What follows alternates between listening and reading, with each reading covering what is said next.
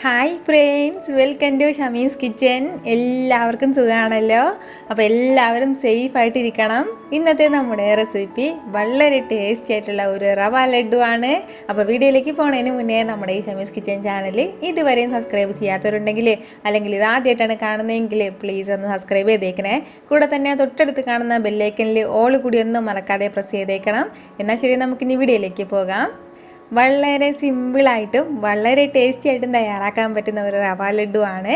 അപ്പോൾ ഇതിന് വേണ്ടിയിട്ട് ഫസ്റ്റ് നമുക്ക് വേണ്ടത് 1 കപ്പ് അളവിൽ റവയാണ്. ഇപ്പോൾ വറുത്ത റവയാണെന്നുണ്ടെങ്കിലും വറുക്കാത്ത റവയാണെന്നുണ്ടെങ്കിലും പ്രശ്നമൊന്നുമില്ല. ഞാനിപ്പോൾ ഒരു 200 ഗ്രാം അളവിൽ റവ എടുത്തിട്ടുണ്ട്. അത് നമുക്കൊരു ബൗളിലേക്ക് ചേർത്ത് കൊടുക്കാം.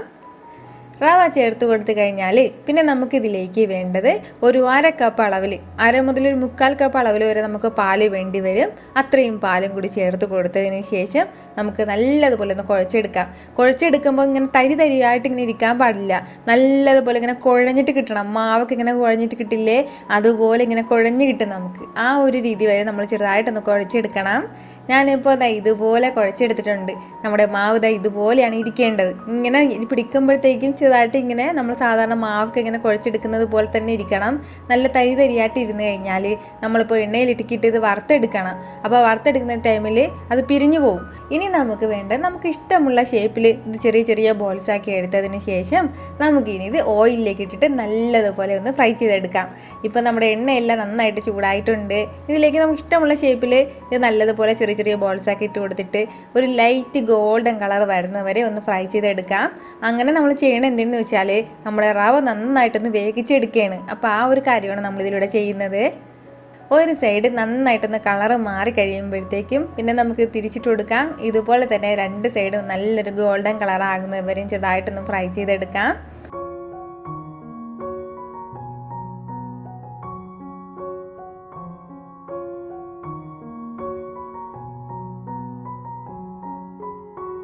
അപ്പോൾ നമ്മുടെ റവയെല്ലാം നല്ലതുപോലെ കറക്റ്റായിട്ട് ഫ്രൈ ആയിട്ട് വന്നിട്ടുണ്ട്. ഇത് ഇത്രയും തന്നെ മതിയാവും. ഇനി നമുക്ക് ഇതൊരു പ്ലേറ്റിലേക്ക് മാറ്റാം. ഇനി വേണ്ടത് ഇതൊന്ന് ചെറുതായിട്ടൊന്ന് തണുക്കാൻ വെക്കണം. നല്ലതുപോലെ തണുക്കണമെന്ന് ആവശ്യമില്ല. ഈ തിളച്ചുകൊണ്ടിരിക്കുന്ന ആ ചൂടൊന്ന് മാറിയതിന് ശേഷം പിന്നെ നമുക്ക് ഒരു മിക്സിയുടെ ജാറിലേക്ക് ഇതുപോലെ ഇങ്ങനെ കട്ട് ചെയ്ത് ഇട്ട് കൊടുക്കാം. അതിനുശേഷം നമുക്ക് നല്ലതുപോലെ ഇതൊന്ന് പൊടിച്ചെടുക്കാം. മിക്സിയിൽ തന്നെ നന്നായിട്ടൊന്ന് പൊടിച്ചെടുക്കാം. ഞാനിപ്പോൾ ഇതുപോലെ നന്നായിട്ട് പൊടിച്ചെടുത്തിട്ടുണ്ട്. അപ്പോൾ ഈ ഒരു രീതിയിൽ വേണം നമുക്കിത് കിട്ടാനായിട്ട്. നല്ല റവയുടെ പോലെ തന്നെ ആ തരിതരിയായിട്ട് തന്നെ അങ്ങനെ ഉണ്ടാവും. അങ്ങനെ പൗഡർ പോലെ പൊടിയായിട്ട് അങ്ങനെ അങ്ങനെ ഒന്നും ചെയ്യില്ല. നമ്മളിങ്ങനെ കയ്യിലെടുത്ത് നോക്കുമ്പോഴത്തേക്കും തരിതരിയായിട്ട് തന്നെ ഉണ്ടാവും. അപ്പോൾ ഇനി നമുക്കിതൊന്ന് മാറ്റി വെച്ചതിന് ശേഷം പിന്നെ വേണ്ടത് നമ്മുടെ ഈ റവ ലഡുവിന് ആവശ്യമായിട്ടുള്ള കുറച്ച് നട്ട്സൊക്കെ ഒന്ന് ഫ്രൈ ആക്കി എടുക്കണം. അതിന് വേണ്ടിയിട്ട് ചെറിയൊരു കുഞ്ഞു കടായിലേക്ക് ഒരു 1.5 ടേബിൾ സ്പൂൺ അളവിൽ നെയ്യ് ചേർത്ത് കൊടുക്കുകയാണ്. നെയ്യ് ഒന്ന് ചൂടായിട്ട് വരുമ്പോഴത്തേക്കും പിന്നെ നമുക്കിതിലേക്ക് കുറച്ച് അണ്ടിപ്പരിപ്പും കുറച്ച് ബദാമും ഒക്കെ ചേർത്ത് കൊടുക്കാം. ഇതിപ്പോൾ നമ്മുടെ വീട്ടിലത്തേക്ക് തയ്യാറാക്കുന്നതിൻ്റെ പേരിൽ തന്നെ കുറച്ചധികം നട്ട്സൊക്കെ നമുക്ക് ഇതിലേക്ക് ചേർക്കാം. അങ്ങനെയാണ് ഞാൻ കുറച്ചധികം ഇതിലേക്ക് ചേർത്തിരിക്കുന്നത് ഇപ്പോൾ. അപ്പോൾ ഇതെല്ലാം ചെറിയൊരു നല്ലൊരു ഗോൾഡൻ കളർ ആകുമ്പോഴത്തേക്കും പിന്നെ നമുക്കിതിലേക്ക് വേണ്ടത് കുറച്ച് മുന്തിരിങ്ങ കൂടിയാണ്. അപ്പോൾ അതും ചേർത്തതിന് ശേഷം പിന്നെ നമുക്ക് ഫ്ലെയിം ഓഫ് ചെയ്യാം. ഈ ഓയിൽ കിടന്നിട്ട് എന്നെ ഇതിപ്പോൾ നല്ലതുപോലെ ഒന്ന് ഫ്രൈ ആയിട്ട് കിട്ടിക്കോളും. അപ്പോൾ നമ്മുടെ ഈ നട്ട്സ് എല്ലാം നല്ലതുപോലെ ഫ്രൈ ചെയ്ത് മാറ്റിയെടുത്തിട്ടുണ്ട്. ഇനി നമുക്കിത് മാറ്റി വെക്കാം. അതിനുശേഷം നമ്മൾ നേരത്തെ പൊടിച്ചെടുത്ത റവയൊക്കെ ഞാനിപ്പോൾ ഒരു ബൗളിലേക്ക് മാറ്റിയിട്ടുണ്ട്. ഇതിലേക്ക് നമുക്ക് ഇനി ചേർത്ത് കൊടുക്കേണ്ടത് മധുരത്തിന് ആവശ്യമായിട്ടുള്ള പഞ്ചസാര കൂടിയാണ്. ഞാനിപ്പോൾ ഒരു 1/2 കപ്പ് അളവിൽ പഞ്ചസാര എടുത്തിട്ടുണ്ട്. 100 ഗ്രാം പഞ്ചസാരയാണ് എടുത്തിട്ടുള്ളത്. അത് നമുക്ക് മിക്സിയുടെ ജാറിലിട്ട് നല്ലതുപോലെ ഒന്ന് പൊടിച്ചെടുക്കാം. അപ്പോൾ ഞാനിപ്പോൾ ഇതുപോലെ ഒന്ന് പൗഡർ പോലെ ആക്കി എടുത്തിട്ടുണ്ട്. അപ്പോൾ ഇതും കൂടി ഇതിലേക്ക് ചേർക്കാം. നമ്മുടെ ഈ പഞ്ചസാര ഒന്ന് ചേർത്ത് കൊടുത്തതിന് ശേഷം നല്ലതുപോലെ ഒന്ന് മിക്സ് ചെയ്ത് കൊടുക്കാം. നമ്മുടെ ഈ റവയ്ക്ക് ചെറിയൊരു ചൂടുണ്ട്. അതിൻ്റെ കൂടെ പൊടിച്ച പഞ്ചസാരയും കൂടി ആയതിൻ്റെ പേരിൽ നല്ലതുപോലെ ഇങ്ങനെ കുഴഞ്ഞിട്ട് മിക്സായിട്ട് നമുക്ക് കിട്ടും. നന്നായിട്ടൊന്ന് മിക്സ് ചെയ്ത് കഴിഞ്ഞാൽ പിന്നെ നമുക്കിതിലേക്ക് ചേർക്കേണ്ടത് നമ്മൾ നേരത്തെ ഫ്രൈ ആക്കി വെച്ചിരിക്കുന്ന ആ നെയ്യും ആ നട്ട്സും കൂടി ചേർക്കുകയാണ്. അപ്പോൾ ഇച്ചിരി അധികം തന്നെ ഉണ്ട്. അതെല്ലാം കൂടി നല്ലതുപോലെ നമുക്കൊന്ന് മിക്സ് ചെയ്തെടുക്കാം. നന്നായിട്ടൊന്ന് മിക്സ് ചെയ്ത് കഴിഞ്ഞാൽ പിന്നെ നമുക്കിതിലേക്ക് വേണ്ടത് ഒരു 1/2 ടീസ്പൂൺ അളവിൽ ഏലക്കാ പൊടിച്ചത് കൂടിയാണ്. അപ്പോൾ ഏലക്കാ പൊടിയുടെ റെസിപ്പി ഞാൻ മുമ്പ് അപ്ലോഡ് ചെയ്തിട്ടുണ്ടായിരുന്നു. അത് ആവശ്യമുള്ളവരൊന്ന് കണ്ടേക്കണം.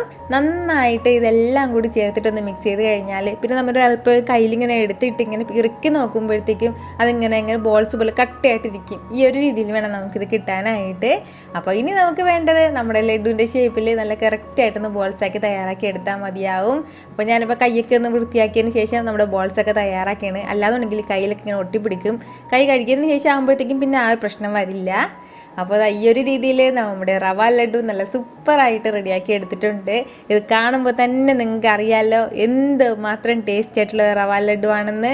ഞാനിപ്പോൾ ഇതുപോലെ എല്ലാ ലഡുവും തയ്യാറാക്കി എടുത്തിട്ടുണ്ട്. കുറച്ച് ഭംഗിക്ക് വേണ്ടിയിട്ട് കുറച്ച് പിസ്തയെല്ലാം അങ്ങനെ ചെറുതായിട്ട് ഇങ്ങനെ അരിഞ്ഞ് സൈഡിലൊക്കെ വെച്ചിട്ടുണ്ട്. ചെറിയൊരു പച്ച കളർ കിട്ടാൻ വേണ്ടിയിട്ടാണ്.